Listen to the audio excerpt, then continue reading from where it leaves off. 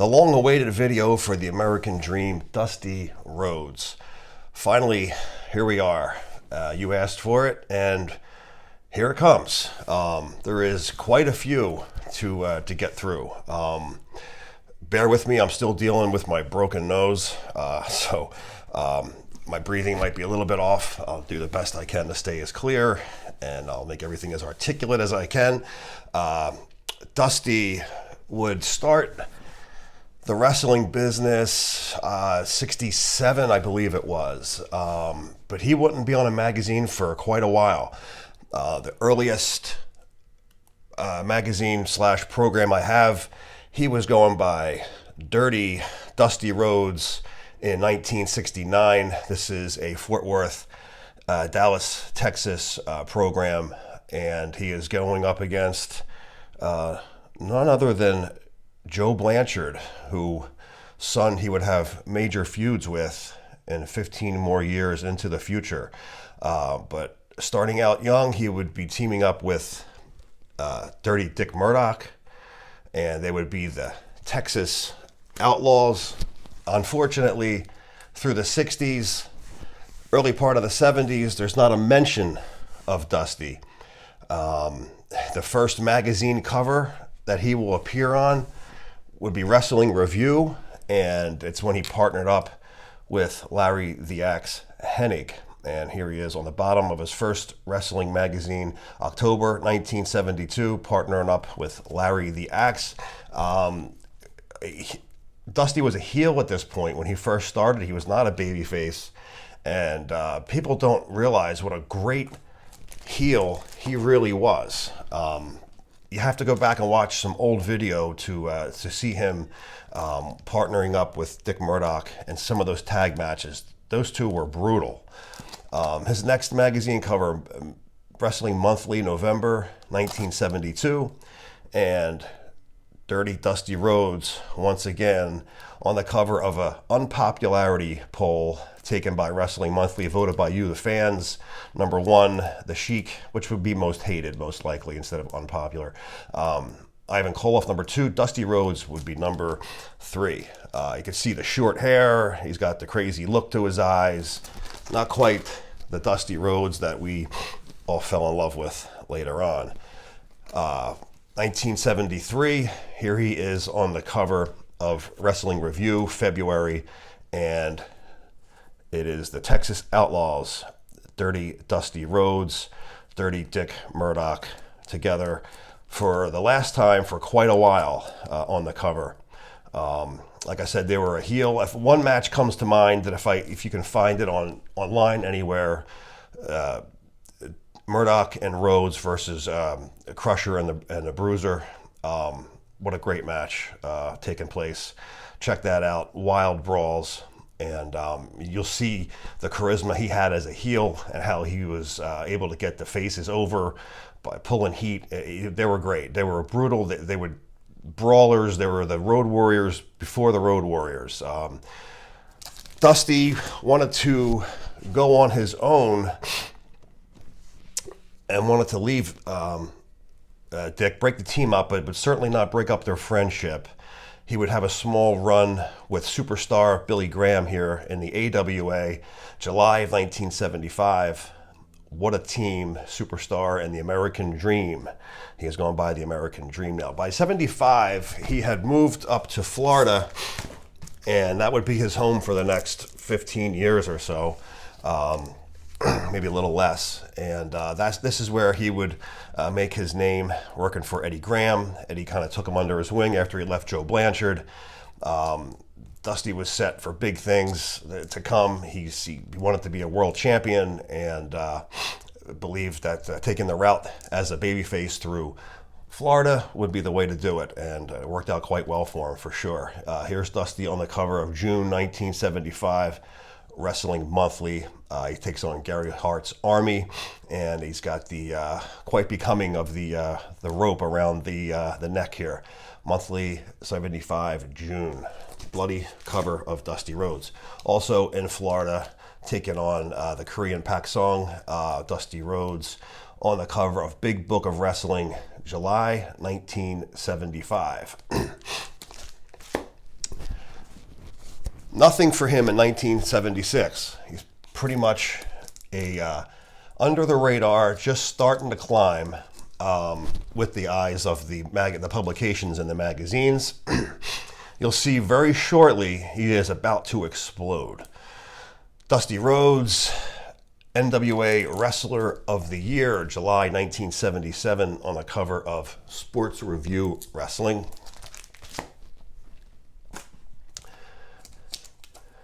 Dusty's message to Waldo von Erich: I'm going to whip your Nazi ass. And here he is on the bottom with, once again, his famous rope. On the cover now of his first, what we would call major magazine, The Wrestler. Inside Wrestling, The Wrestler were the two biggest magazines around. Pro Wrestling Illustrated was just still a few years away before its debut. It was The Wrestler that had the cream of the crop matches, the big territories, the big wrestlers on the cover. Inside Wrestling right there with it, but these two were the top. When you made it to The Wrestler, you were getting noticed, and Dusty is battling it out with Ernie the Cat Ladd. October 1977, The Wrestler. Wrestling Yearbook, 1977 winter. We have all three world champions, Superstar Graham, Harley Race, and Nick Bockwinkel. I wanted to say something about his belt. This was the brown leather belt here. It was not around for very long. There's a pretty cool shot of him on the cover with that brown leather strap with the black behind the brown. But Dusty Rhodes in the top corner. Dusty Rhodes, the man the champions fear the most. Dusty is now breaking out, and he is going to be coming after these world champions and looking for a title shot. Here is your one and only really good clear shot, Dusty Rhodes as the Florida heavyweight champion.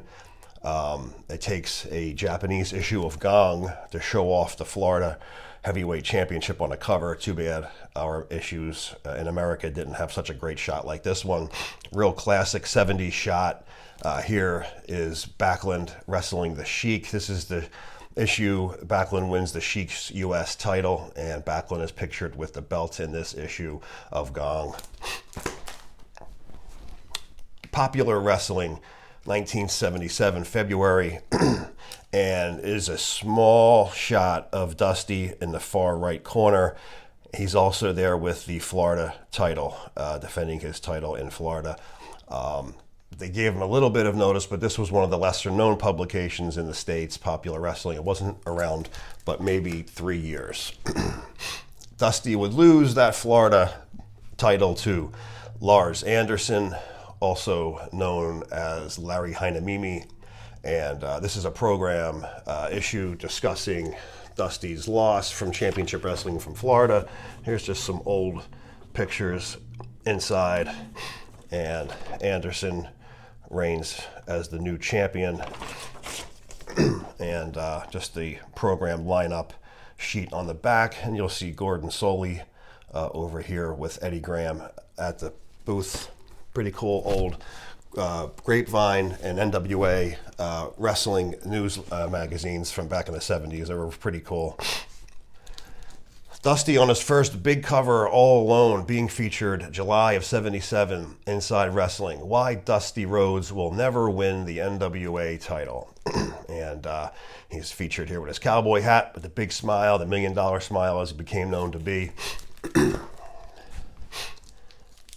Winter 1977 picture book. Picture books were just basically pictorials of the different wrestlers, 8x10 type photos inside. So it's just featuring some matches with Dusty and some posed photos as well. Always thought this was weird, the Dusty with the yellow Superman shirt rather than the blue.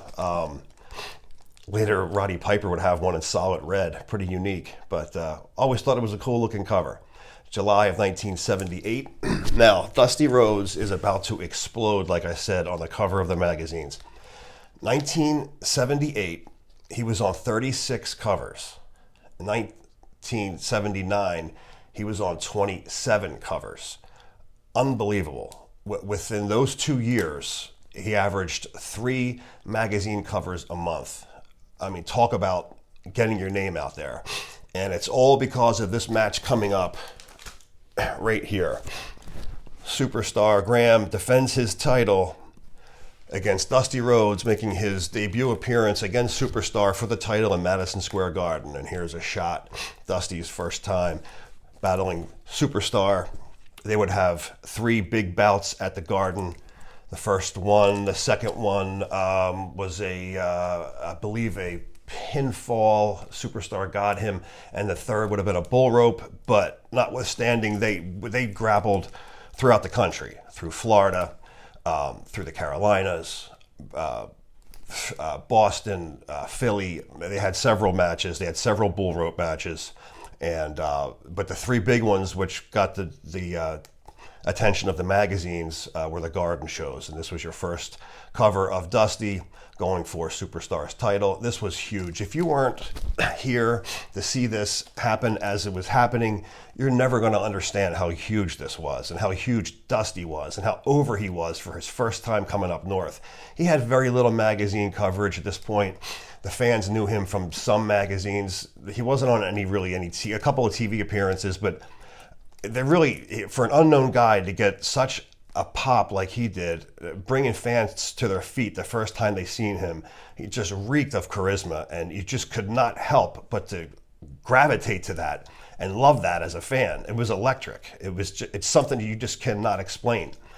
And these 2 guys were the best in the world at getting that electric out of people and filling up arenas with the way they spoke on the mic, with the way they wrestled, with the way how down to earth Dusty Rhodes was, and how he spoke to the people, not through them, and just sucked them in with every word that he had, and people just went ape shit for him. And it's about to show, because 3 sellouts in a row at the Garden for a guy who's never been there is quite the feat.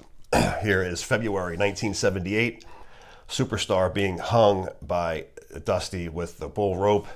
This isn't the bull rope match yet. This is still one of their first couple matches, and I believe this issue was what gave them the idea of the rope match. Superstar getting hung by his neck on a cover of a magazine. Nothing like this up to this point has never been on the cover of a wrestling magazine. You see a couple of cage matches, a couple of chain matches, but we've never seen somebody actually getting hung on the cover. Talk about, a wild look and eye-grabbing. It makes you look right at it above every other magazine that's on the stand. Your eyes are going to go right to this, and you're going to be drawn right to this. And so, wow, what's inside this? I got to see this. That was the exploitation of it all. Fantastic shot. What a great cover. Wrestling's Greatest Battles. Superstar and Dusty again. This is in an NWA territory, probably Florida. It doesn't say inside, but it says NWA on the turnbuckles, so obviously it's down south somewhere. Dusty and Superstar continuing their battle on a cover of Wrestling Yearbook 1978, and Dusty holding up the gold. And here is a fan who believed that Dusty won the title at the end of the match, runs into the ring. He's got his jean jacket and jeans on, a cigarette hanging off his lip, hugging Dusty Rhodes on the cover of a magazine. Imagine being this fan. Holy shit, right? I mean, it was just a dream come true. Run into the ring and be encapsulated on the cover of a wrestling magazine forever, hugging Dusty Rhodes with the belt. Unfortunately, Dusty didn't win the title, but that's what kept the fans coming back and watching him fight for it. What a great looking magazine cover. And again, it shows how popular this chokeout was at that time. Superstar, again, on Wrestling Yearbook, and continuing, now we have Andre the Giant as the special guest referee.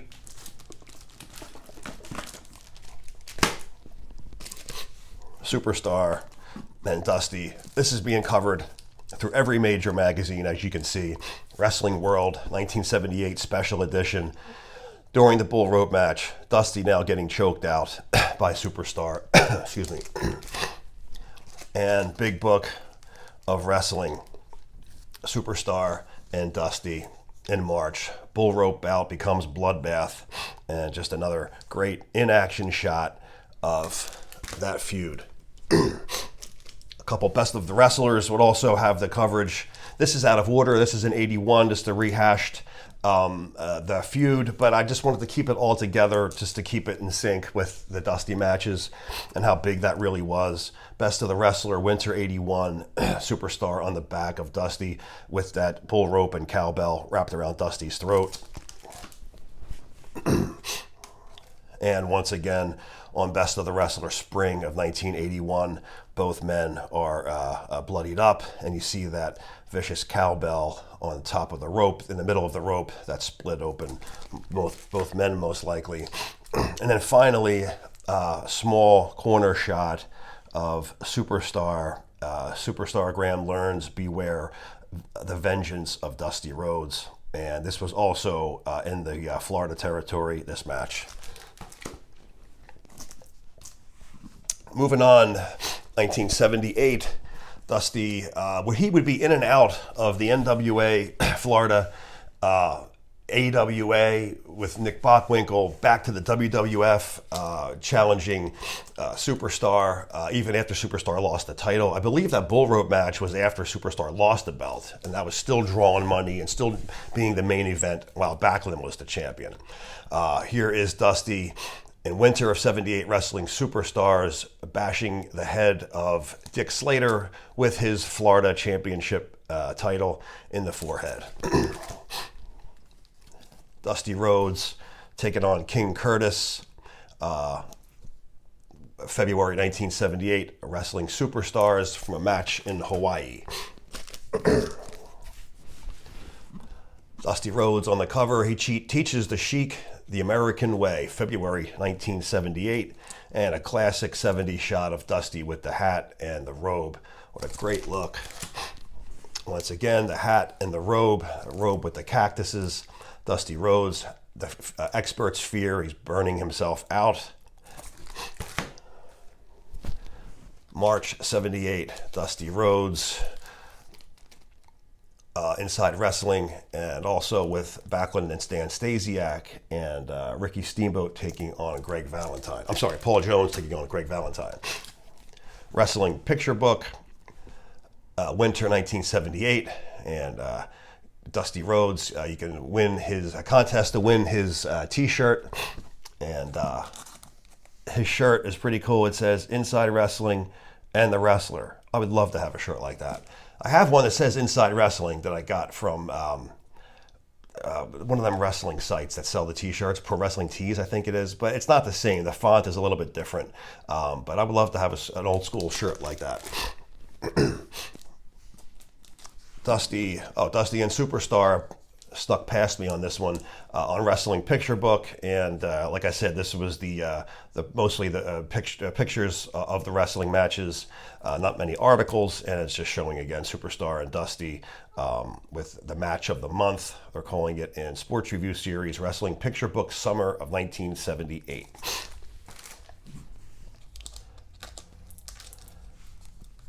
Dusty Rhodes.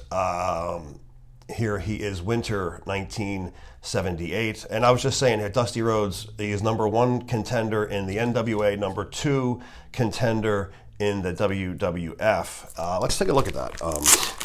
I'm not sure if this is the one that has the photos or it's just the different territories that are lined up with the rankings. Let's see if I can find it.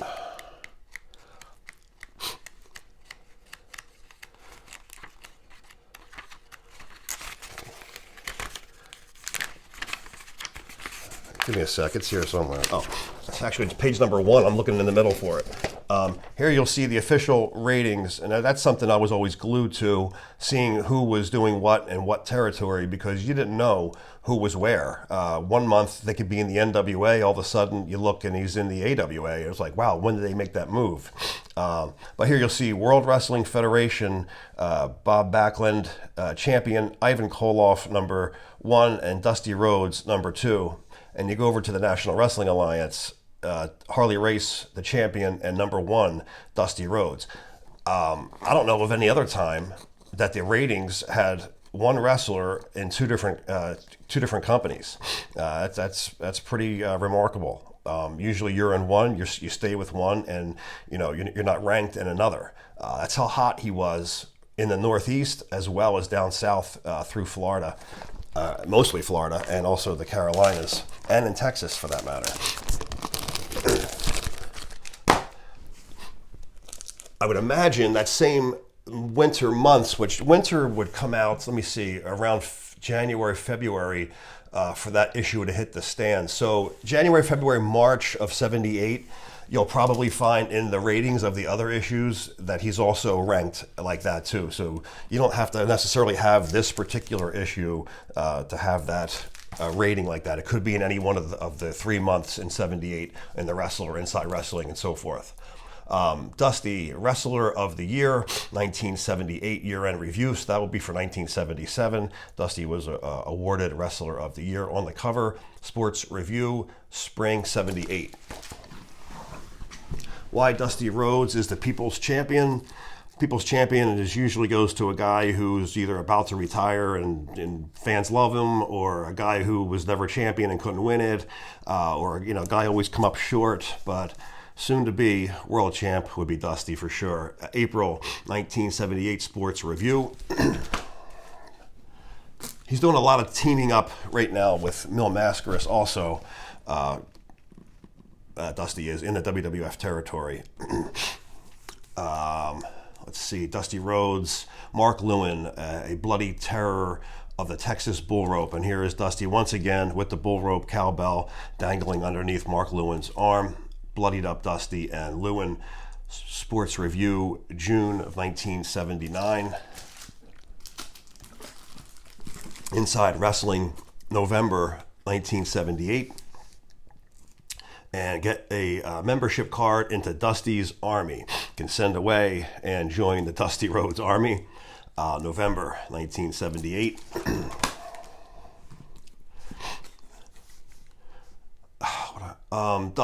This August 1978, exclusive Dusty Rhodes photos from his first match. Now, let's go inside there a second. Stanley Weston had printed Dusty Rhodes' first match being in 1970, and we know that is not true. But here is some young early shots of Dusty versus the Oklahoma Kid. I actually had a conversation with the Oklahoma Kid's son and had asked me if his father was on any magazine covers, and I sent him through a message a photo of the cover that he was on. He wanted to buy the magazine from me, but I wouldn't sell it to him. I told him where he could get it, but he's somebody you never really hear of, and it was just kind of funny that he would mention him, and I knew the cover that he was on. But they have him as Dusty Rhodes' first match against the Oklahoma Kid, and here's just one more shot of it here. And of course, it's not true. It's got to be a kayfabe story because we know he made his first magazine cover back in '72 on Wrestling Monthly. So Dusty Rhodes yearbook, 1978. Holding the strap. This was during the Superstar Graham match. Spring 1978 Wrestling Yearbook. Very bloodied up Dusty Rhodes on the cover. Sorry about the glare, guys. Actually, all three guys are extremely bloodied up on this cover. Superstar and Andre. And here they are. The Dream Team, the tag team. Dusty and Mil Mascaras on the cover. And what a great shot of those two. The Wrestler, 1978 November. Why is this here? I think I threw you guys a curveball. No Dusty on that one. Sorry about that, guys. September 78. Dusty on the cover of The Wrestler. Dusty versus Terry Funk. Dusty Rhodes' most hated foe, Terry Funk. And once again, with that rope. Dusty became, notorious for these bull rope matches, the bull rope. Talk about hardcore wrestling, talk about extreme, which I will be doing a video on hardcore extreme wrestling before the ECW, FMW days with the pioneers of hardcore guys. And Dusty is right there at the forefront leading the way, especially with the gimmick matches with, the bull ropes and the chains and whatnot, the bunkhouse matches, and you name it. Dusty was a fantastic promoter. He had the wrestler's eye to put together a match and something that everyone would like. Look at the Great American Bash, look at Starrcade, even Halloween Havoc, for as kind of lame as it was, the first couple weren't that bad. Dusty he was the king of gimmicks and the king of coming up with crazy matches, like in Bash 87 with the War Games, and then in Bash 88 with the Triple Tower of Doom. I mean, it just goes on without a doubt. And he does not get enough credit for being one of the hardcore badasses and then continuing that as a face, which is rare because it was always the heel that broke the rules, that did the most extreme stuff. But Dusty Rhodes as a babyface pulling that off just made it that much great and really drew a lot of fans for that. Wrestling album number 3, I believe this one is, and this was a mail away only.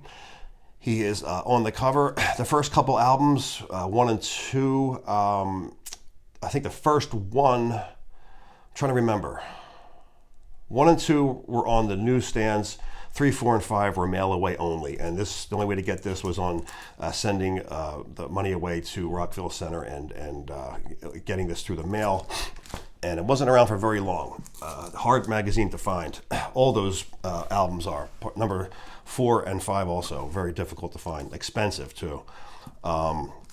Dusty and Bob Backlund. Let me fix this a second, guys.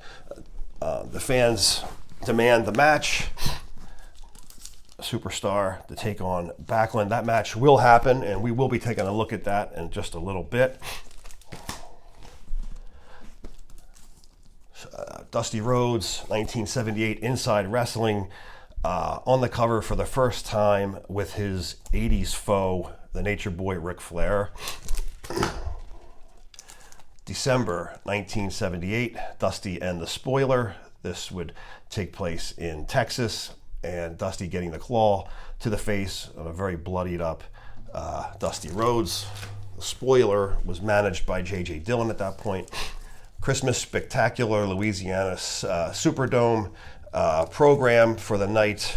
Dusty would become tag team champions with Andre the Giant, and to put any dispute to bed, those are the Tri-State United States tag team champions from the Mid-South UWF territory, Bill Watts, Dusty Rhodes, and Andre the Giant.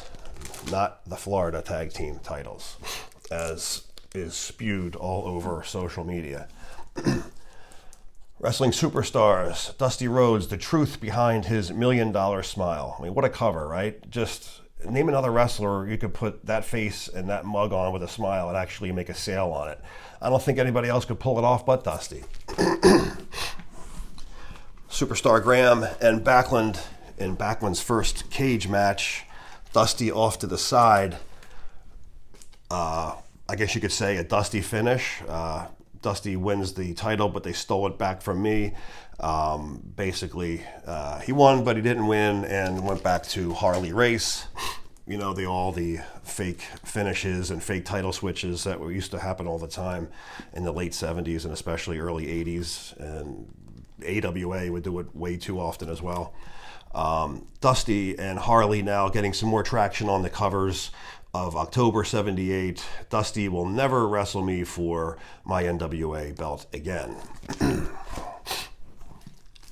The match that made Dusty Rhodes cry. Dusty was on the far corner, a bloody mess, in January of 1979. What made him cry? Gino Hernandez versus Dusty during Dusty's tour through Texas, and Dusty broke Gino into the business and brought him along and trained him, and Gino turns heel and decides to attack Dusty, and it was a match that broke Dusty's heart, according to the story.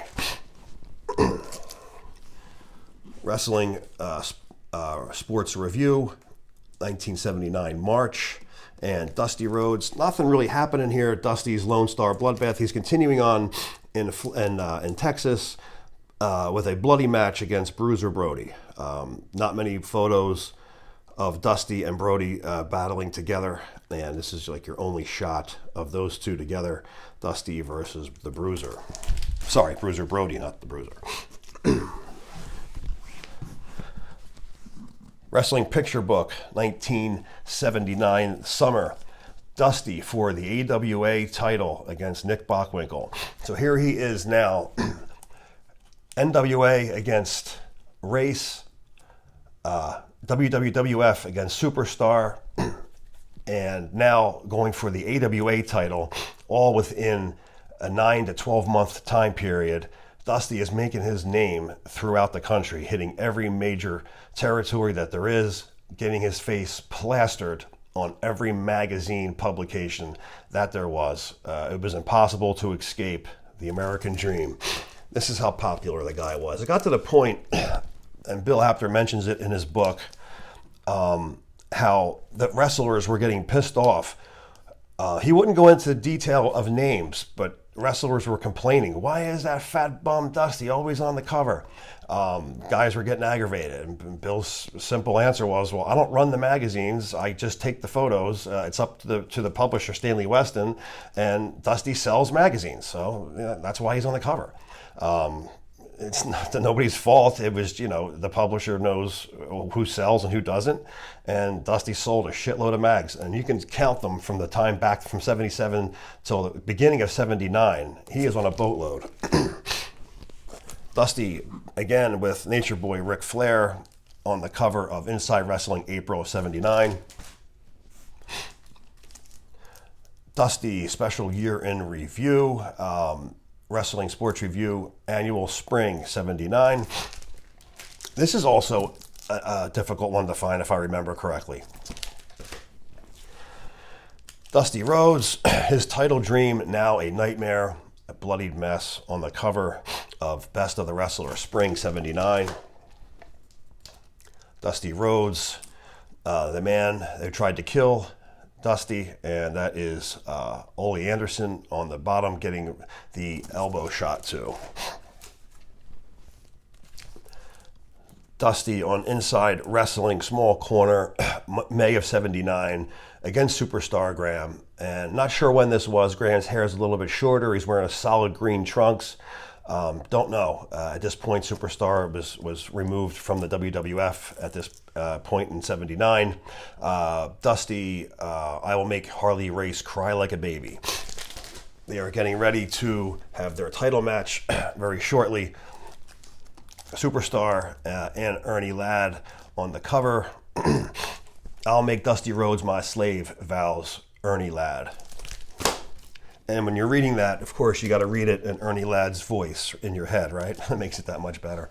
Superstar and Dusty on the cover, January 1979, The Wrestler. I didn't realize this one was this far ahead either. I would have probably put it, but it's kind of a year later. But yeah, you can see, this match is an older match, but they're still plastering these two bloody matches on the cover.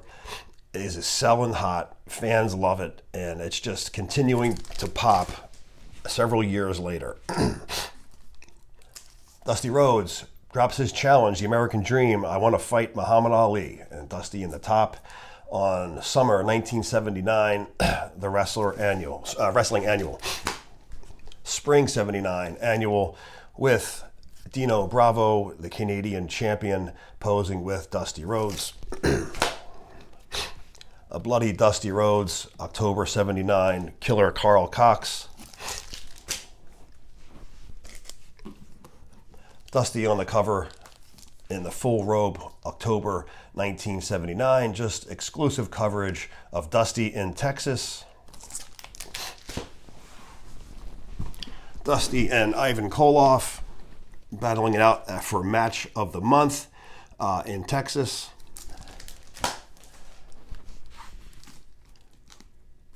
Spring of 1979, Dusty Rhodes in the far corner, Who's Wrestling's Top Superstar.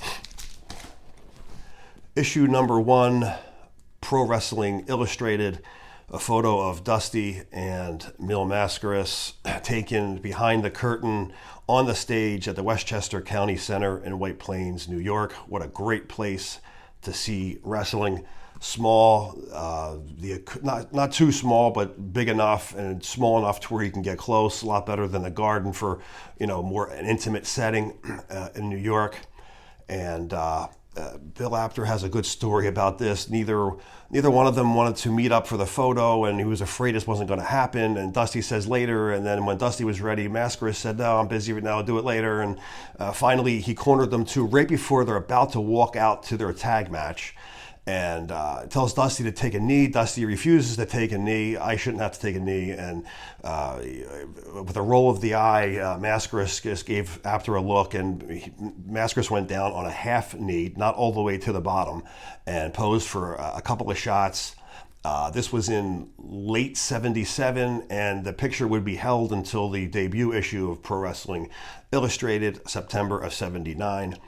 There's several photos of these guys together from the same photo shoot, just in different poses. There's a poster of one in Wrestling News. I have it. I couldn't find it, and I just got tired of looking for it. But it's a pretty cool poster of those two. It's a color pullout. Usually Wrestling News gave you black and white photos, and this was a centerfold in color, which was pretty nice.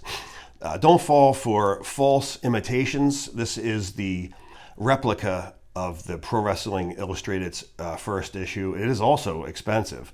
The original could cost you $100 to $180 depending on the condition, and this can run $75 to $80 to $100 also. If you look at the bottom right here, it'll say special replica edition. Look for that. The original doesn't have that.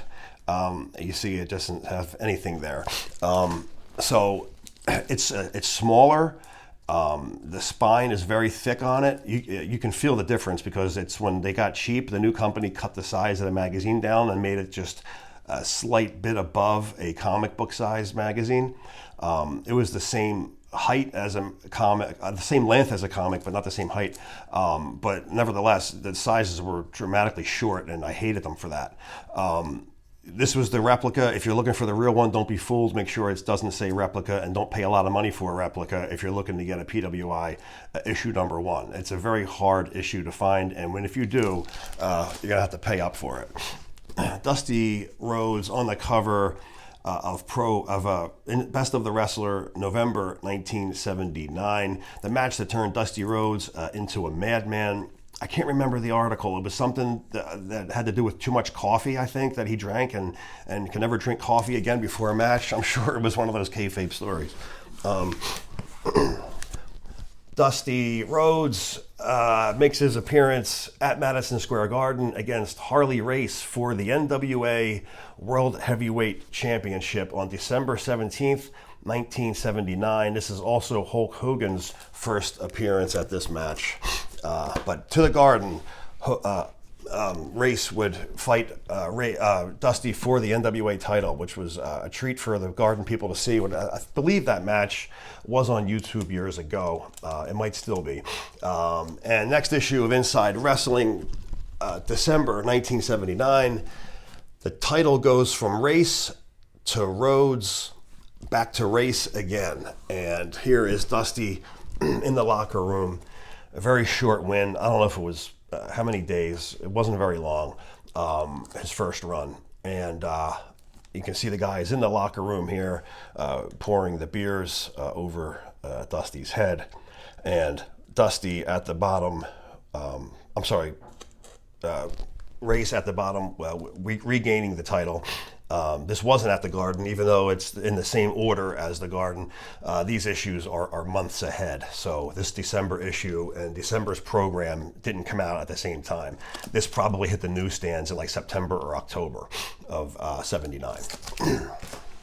The Japanese also covering the title change. Superstar. I keep saying superstar. Dusty Rhodes with the belt, but going quickly back to Harley Race. I don't have another cover of Dusty with the belt, or even on any other Japanese issues besides the one with him and the Florida belt. These are like the only two I could find, and I don't have every issue complete from Japan in late 70s, say 76 up, but I'm damn close. And if there was one with Dusty on it, I would have had it. So he wasn't on very many Japanese covers at all. Dusty, again, announcing the title win. Dusty wins the NWA title. Spring 1980, wrestling's picture book being held up by all the wrestlers in the back for the celebration. Sports Review Annual 80, Dusty wins the title. The great shot of Dusty with the belt. On the bottom are the WWF champion Bob Backlund and former champ Harley Race. At this point, Race had already won the title back. Like I said, it was just a few days that he held the title. I wish he would have held it a little bit longer. His second reign's a little bit longer. But nonetheless, a great shot of Dusty on the cover with the 10 pounds of gold.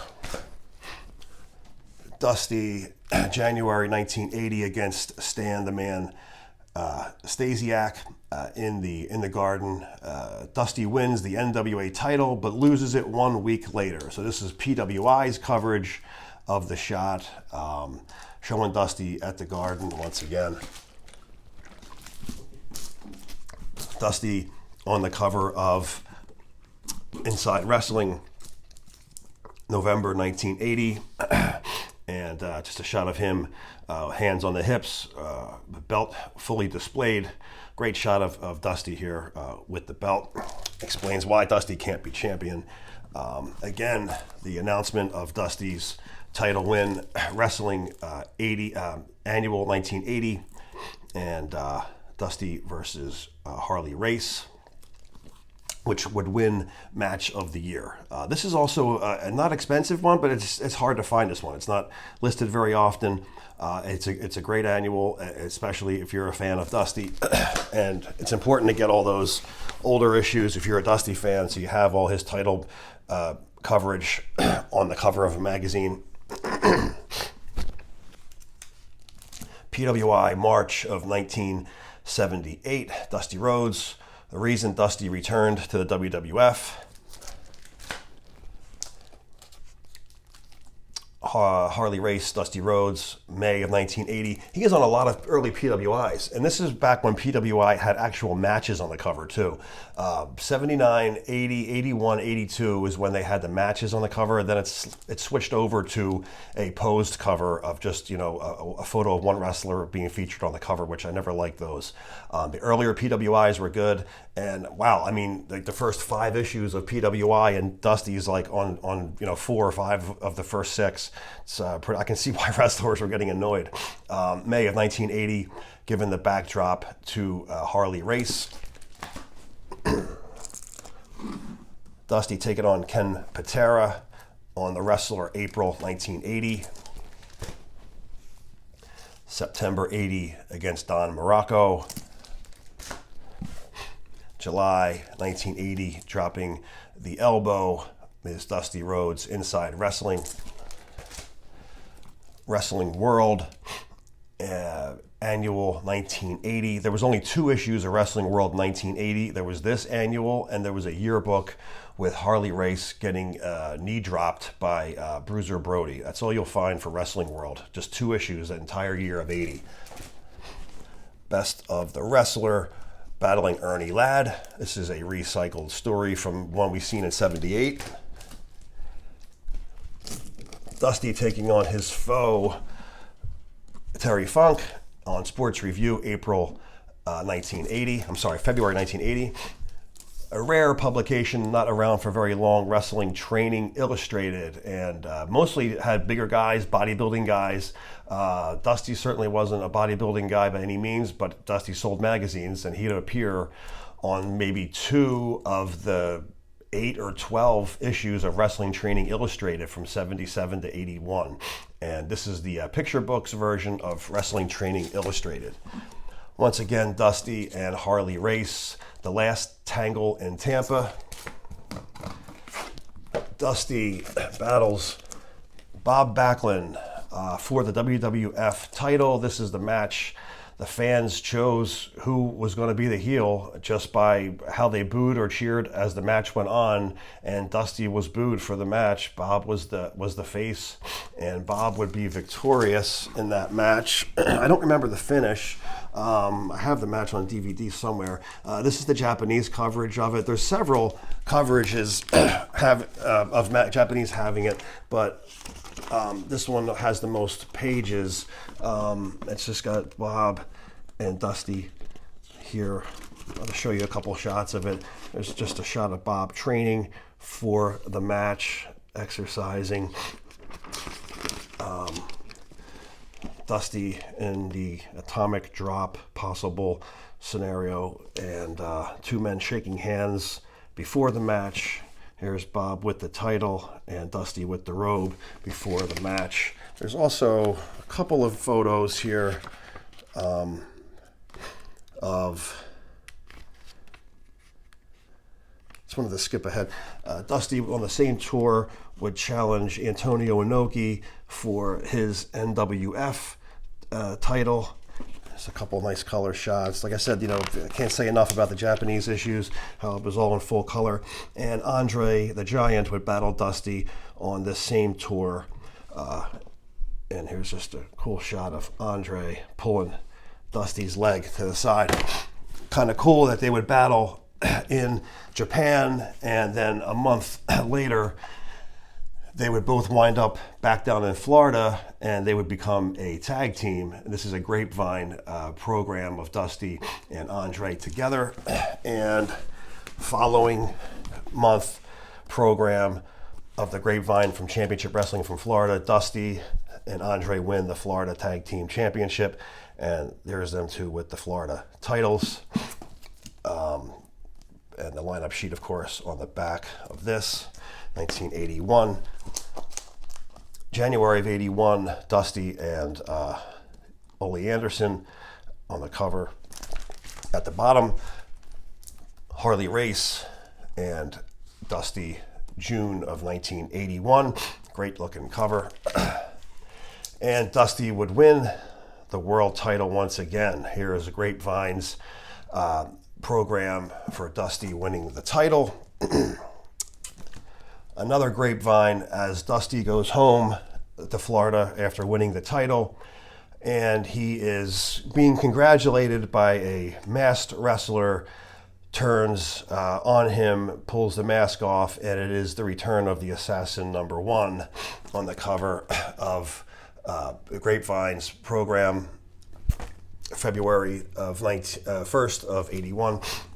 Super Summer Sizzler series to be advertised for the months to come later on, but this is a program for Dusty Rhodes defending the title against the Assassin #1 here on August 6th, 1981. Silver Anniversary Parade of Champions, another Grapevine program, and it has got Dusty in the bull rope match against Assassin #1, and that is September 13th. Dusty would take on Dory Funk Jr., defending the title against Dory Funk Jr. down in Florida. Here it is on the cover of The Wrestler, December of 81. And this is also the Grapevine program for that match. The Assassin claims he's the world champion, but that's not true. And here is the program for Dusty versus Dory, August 1st in Fort Myers at the Lee County Arena. Dusty again on the cover with the championship belt. This special issue of Wrestling News showing the new champions, Nick Bockwinkel, who would regain the title. Magnificent Morocco would take the Intercontinental title, and Dusty as the world champion. Dusty now defends the title against Austin Idol, November issue of 1981 Inside Wrestling. Dusty and Austin on the bottom. Dusty takes on Ted DiBiase. Honor is more important than the NWA belt in a title defense on November 1980 Sports Review Wrestling. Best of the Wrestler summer of 1981. Dusty Rhodes, the fans fearing that he is burning himself out.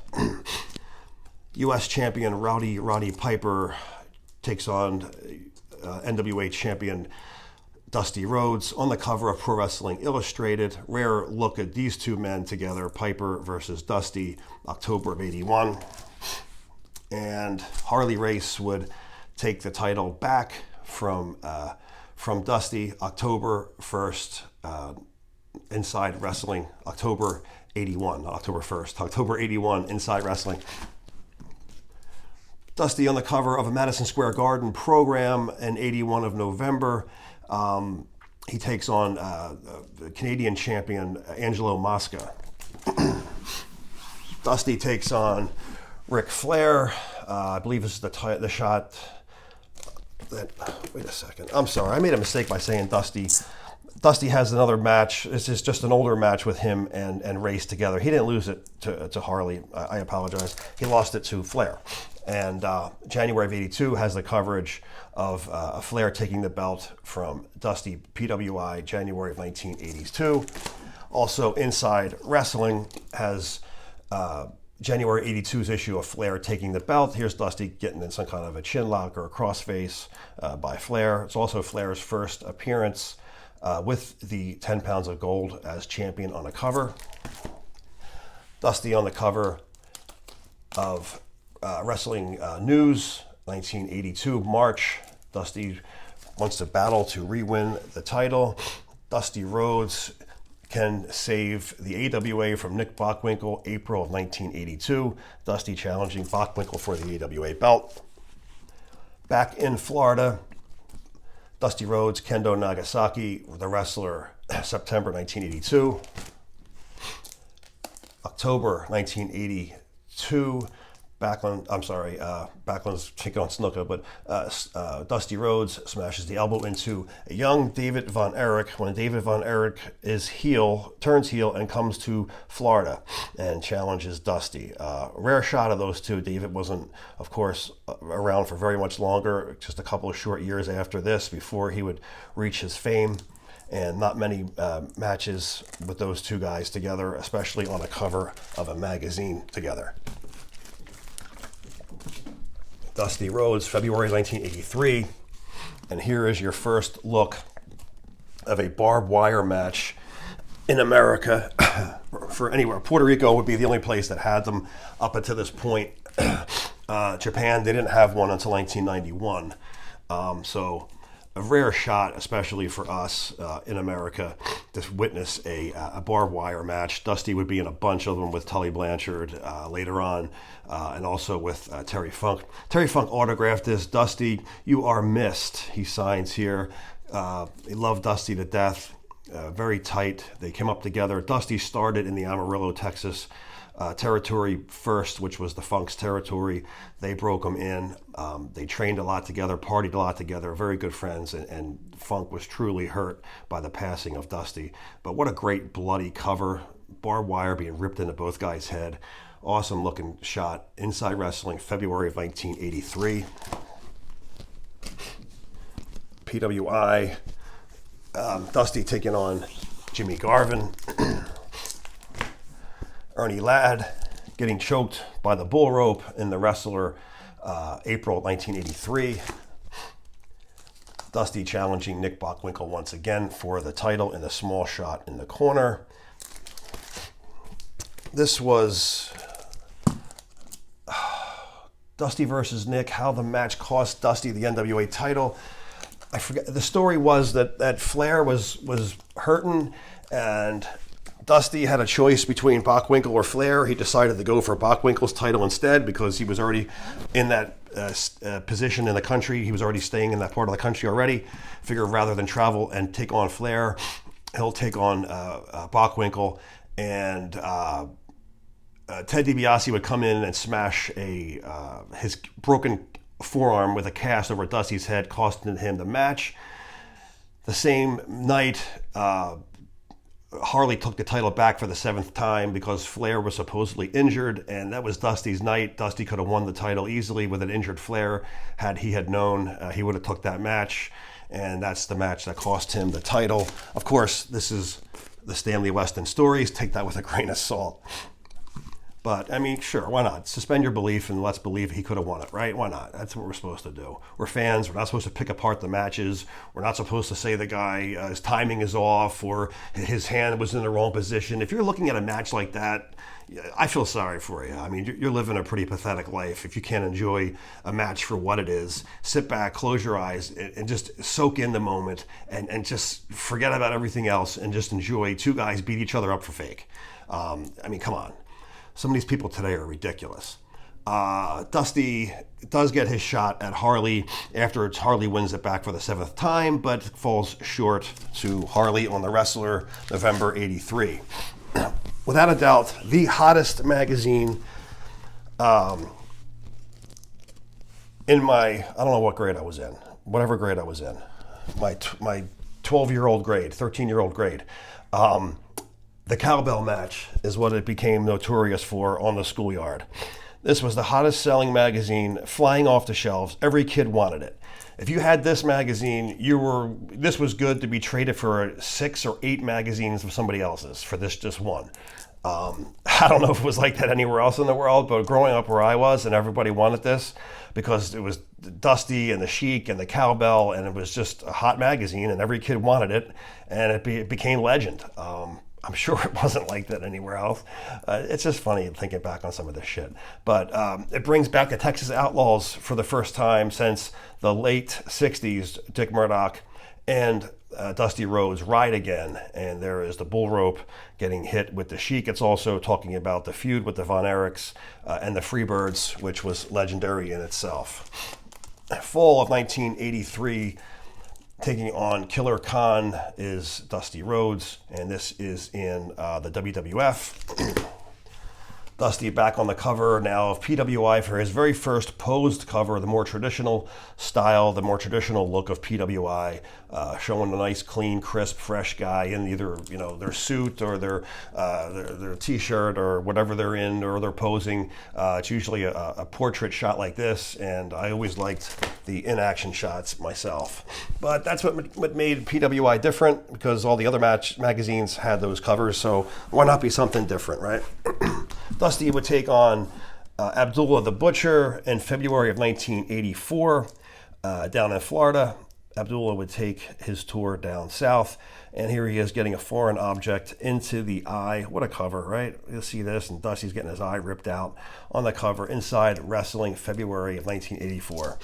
What a great bleeder Dusty was. He was always bloodied up, especially in the Crockett territory and Florida territory when he was there. I mean, some awesome battles and some awesome gimmick matches for sure. Here is Dusty and Ric Flair wrestling scene. There's no date. I'm thinking it's 84. Yeah, it has to be because it's in the 84 section. This is August. Wrestling scene's terrible for putting the dates on the covers, so it's sometimes hard to find. Battling the devil himself, Kevin Sullivan, in another fantastic battle, fantastic feud. Dusty and Sullivan in Florida. Bill Alfonso looking on in the middle. October 84 Sports Review. Kevin Sullivan once again. Dusty wrestling scene of February. Dusty Rhodes, November 84, champion of champions and still Lord of the Ring. They had a match. Let me just open it up. You may not ever have seen it. Dusty Rhodes takes on Ric Flair for the champion of champions. And what it was is the Orange Bowl in front of 25,000. No, it can't be 25,000 fans. Orange Bowl, July 3rd, Dusty Rhodes, Ric Flair battle it out for $100,000 cash, $25,000 gold ring, okay, to become the champion of champions. So the champion would not get a title, he would get a gold ring and be named Lord of the Ring. It took place, like I said, in Florida in 1984, and here's the shot of Dusty with a very bloody face and the $10,000 ring. January 1985, Dusty taking on Stan the Man Hansen, probably gone by the Lariat at this point. This was saying how Dusty wound up getting Stan's world title shot. It had something to do with a three-way match, which was rare for that point. It was a three-man tournament to decide who got the title shot, and Dusty bumped out Stan. It was a stupid story. It made no sense. I don't think that ever even happened. I think it was just one of those kayfabe stories. Dusty Rhodes, PWI, June of 1985. Play the trivia to win a pair of Dusty's boots.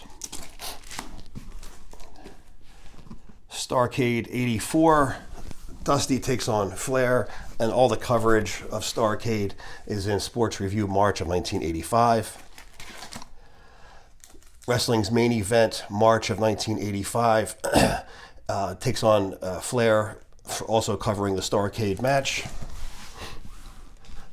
Wrestling 85, Dusty Rhodes in the leather, looking ahead, the dream will come alive in 85.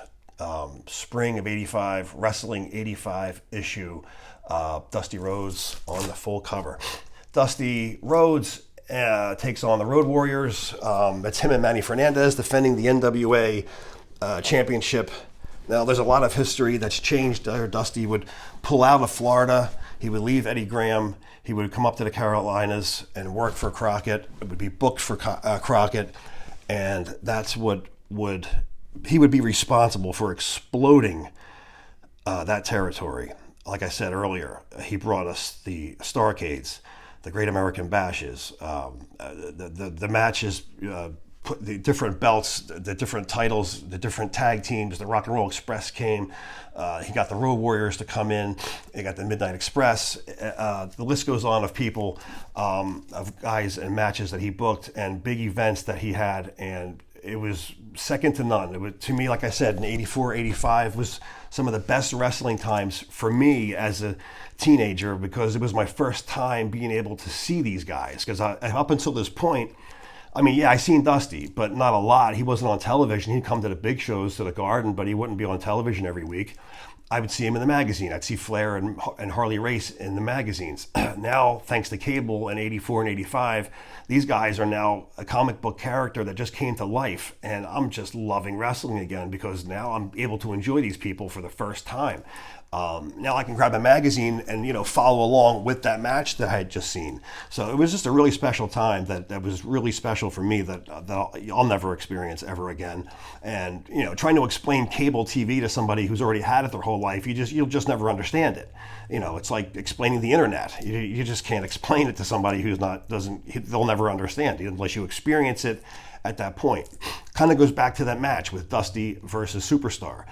I'll never be able to describe that electricity that match, plugged in and charged people. I mean, it was something that never going to happen again. It was just an awesome time to be a wrestling fan, awesome time to read these magazines and keep these suckers for all these years, because I can go back at any time and relive it in my head every time I turn the page and I see a cover like this. Championship Wrestling, August 85. Continuing on with the Road Warriors, this was an NWA versus AWA tag team title match. The Raging Bull and Dusty versus the Road Warriors. Wrestling Scene with Flair on the cover. Looking for the date here. April, real small here. April of 85. This is going to be coverage from the Great American Bash. Sorry about the glare, guys. PWI steps away from its traditional look, and it goes to the matches on the cover rather than the portrait. All the coverage from the bashes would later on be switched over to Sports Review, but PWI is covering it for the first time December, and Tully Blanchard takes on Dusty in the top. Dusty would win that new world TV title. This title, or if he didn't get it right away, it was shortly after they came out with that red gold belt. I just loved that belt. That was one of my favorite belts, and I had to have that belt if it ever came out, and of course I ended up buying that belt also. And I just wanted this picture of Dusty because Only 3 people held the red version. It was him, Tully, and Arn, and I just love that early-looking red belt. I got it right behind me. I'll show you, but I'm sure you guys all seen it. I mean, to me, as a kid, seeing this first presented on TV to Dusty when Crockett handed him this new belt, there was just nothing better looking than that. I just thought it was awesome. So luckily, 20-some years later into the future, there's a company that makes wrestling belts for fans and idiots like me who want to buy this stupid crap. Dusty would continue to battle in the Great American Bash. Some people don't know it, but the Great American Bash was also on tour. They think the Great American Bash 1 wasn't, and the other ones were. The very first one was on tour also, was in 4 cities, but it was spread out through the course of like several weeks, maybe even like a month, so it wasn't very often. I believe this PWI gives you the dates of them. I'm not sure. If anyone wants to know, I can look it up and tell you, but I think it's that issue. There was one in Florida, there was one and I don't know if it was Arkansas, somewhere around there, and then one was a little further up north. But they continued on, and this is also part of the bash. So this is Tully versus Dusty in a barbed wire match, and the wrestling scene in November of '85. Also, a different barbed wire match on the bottom. Dusty's here with Tully. See, you can see the difference. Dusty's wearing a black shirt in that barbed wire match. Here he's wearing a white shirt in the barbed wire match. Also, his headband around his neck is also a different color. So it's a different bash taken the picture from. And this is Winter '85 Wrestling Superstars. Also looking at a new champion, Kerry Von Erich, won the world title. He already had lost it by this point, but it's an older picture being popped again for a cover of Wrestling Superstars. Superstars did a lot of new stories, but they also covered some old stories as well. This is the cover of the 25-year anniversary of The Wrestler. The very first issue was in April 1966. January 86 celebrates the 20-year anniversary, and it features 4 of the biggest wrestling stars of yesterday and today. Bruno Sammartino, of course, sold a boatload of magazines. Ric Flair, according to our Ric Flair video you've seen, he is on the most magazines. Hogan and Backlund on the bottom, and of course Dusty Rhodes in the far top right. And you see how many issues he was just in, between 78 to 980. I mean, it's just ridiculous the amount of magazines he's on. The most I've seen anyone in that short a period. So they're featuring these guys and more on the 20th anniversary issue of of The Wrestler. Sports Review now takes the Starrcade coverage like it took the other Starrcade 1 and 2 coverage. PWI had the bash, and then the other bashes are also covered on this Sports Review. Let's see, Starrcade '85, March of 1986 for the coverage of Starrcade. Flair and Dusty in an outdoor arena somewhere, February of 1986 on The Wrestler. Flair once again, April with Dusty, April '86, Inside Wrestling. Both of them a bloodied mess from a leftover shot from Starrcade once again.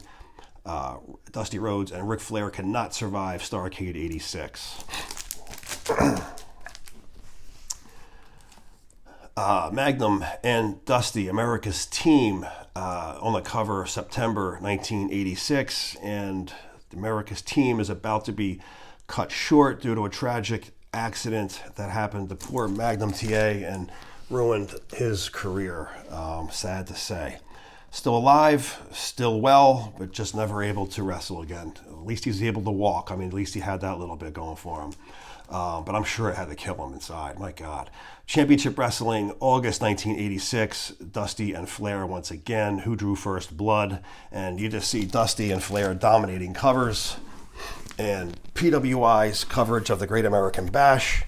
Dusty with the big gold. This is your first time that you're seeing the big gold belt on a cover of a magazine. And it is Dusty Rhodes showing it off. Full coverage of Great American Bash '86 on December's '86 PWI issue. Great looking cover of Dusty. That belt fit him great. Some people wore it and looked stupid in it. Dusty, it's made for him. It looked awesome. Wrestling All-Stars also picked it up, and same photo shoot, just as a different time and a different photo, of course, for Wrestling All-Stars. Dusty with the big gold belt. And matches for rematches and different matches. They continued to, travel the country. Flair and Dusty, it was an extremely hot feud. Everybody wanted to see. Now up and down the East and West Coast, North and South, places up here in New York, New Jersey also had it. Philadelphia, another great town for NWA. It was great seeing these guys up here for the first time. Like I said, it was just, up to 88, 87, 88, and Crockett until he sold, even a few years after, because the heat was still hot and it didn't cool down till the mid 90s when every single wrestling company tanked. But some of the best time periods right here from 84 to 88. Dusty again with Flair on the cover of Wrestling World, and I'm trying to see the April of 1987. Great looking shot. Wrestling World always put out a great cover. They continued to do it all the way until they ended in 2001. Championship Wrestling, February of 87. Very close to the other Championship Wrestling cover we just seen, but it is a different match and it is a different photo. The Super Power Summit. Nikita Koloff shocks the world, turns face, teams up with Dusty Rhodes, and takes on the Four Horsemen. And what a cover this is of Nikita with the U.S. belt, Dusty with that red TV belt on the cover for the first time. Looks awesome. This was due to Magnum TA's car wreck, and this should have been Magnum up there instead of Nikita. Dusty's planning once again turned it into gold by just making a switch of one bad guy and who no one thought would be ever turning face, the way he was over in heat-wise with Ivan as the Russians and the tag team champions. He takes the meanest guy there, turns him face, and the fans erupt. Sports Review, 1987. This is for the Crockett Cup, and he, of course, partners up Dusty with Nikita for the Crockett Cup. They take on Raging Bull and Rick Rude. Just a rare shot of Dusty and Rude together. Don't know how many times they had actually wrestled or how often that their time together, their paths had crossed, but it's just a rare shot of those two, especially on a cover. It's their only time on a cover together. And Mike Von Erich, his death is covered in this issue, but keeping it on a positive note. Dusty Rhodes, Nikita Koloff win the Crockett Cup, and here they are on the cover with the Crockett Cup together. Inside Wrestling now, Dusty's taking on Lex Luger for the U.S. title, December of 1987. Again, Lex Luger, who now left the Florida territory, came up to North Carolina with the Crockett's and becomes the U.S. champion, beating Dusty Rhodes at the Bash Tour. August of 87, Dusty Rhodes once again on the cover, and he is battling Kevin Sullivan here. Sports Review, November 1987, and another barbed wire match with Dusty Rhodes. Full coverage of the Great American Bash 87. At this point, the UWF was now merged with Crockett's NWA Mid-Atlantic Territory, and all the superstars, I'm not saying superstars, all the wrestlers from the UWF merged into the NWA Crockett Territory, and honestly, it was a missed opportunity. There could have been some fantastic wrestling there if they just didn't squash all the UWF guys. It's a shame. I mean, they kept guys like Sting, but there was other guys there. They should have got a better push than Sting. But that was the times. The 80s, the cartoon era was, infecting everybody like the plague. Dusty on the cover with Tully Blanchard on a bloody shot. Dusty's got the tip of his boot going into Tully's mouth. What a great shot of ringside wrestling. Again, Dusty and Tully on the cover.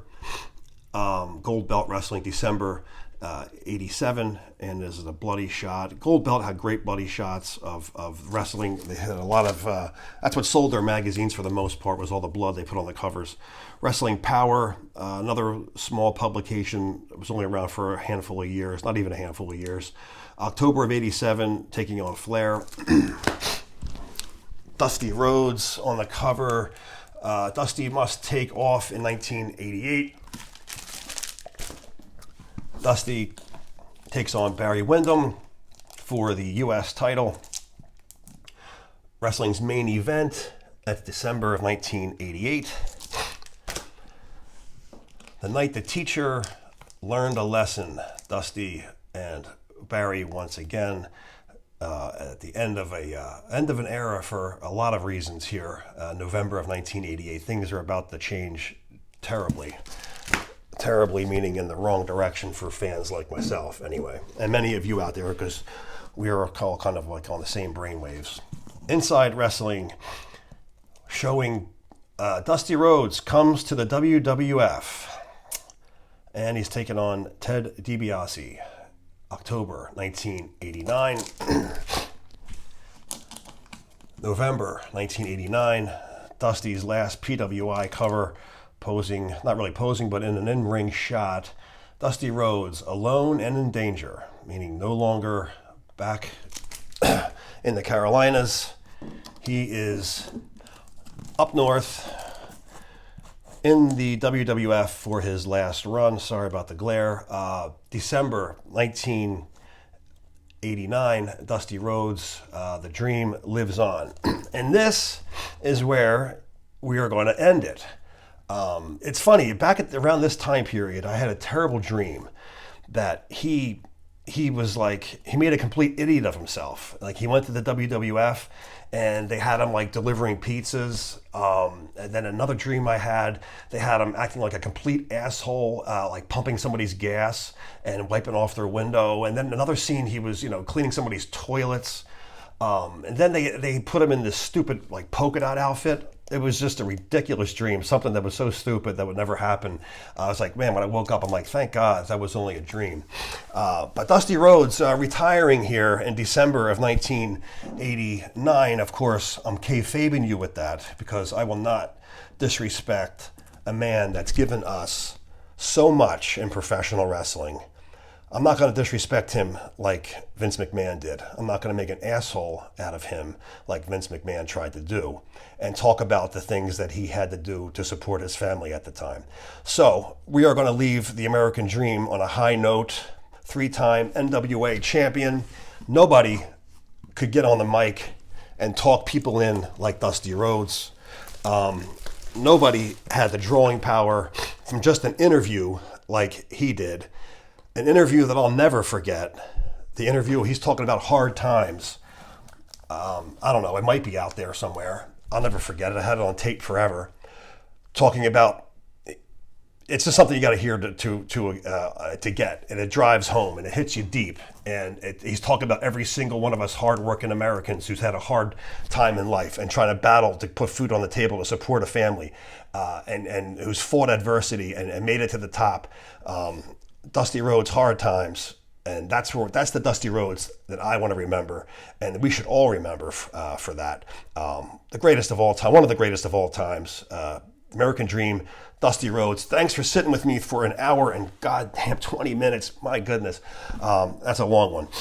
All right, guys, we'll see you on the next. I hope it was worth the wait. I hope it was worth an hour and 20 minute worth of Dusty in the magazines. We'll see you guys on the next one.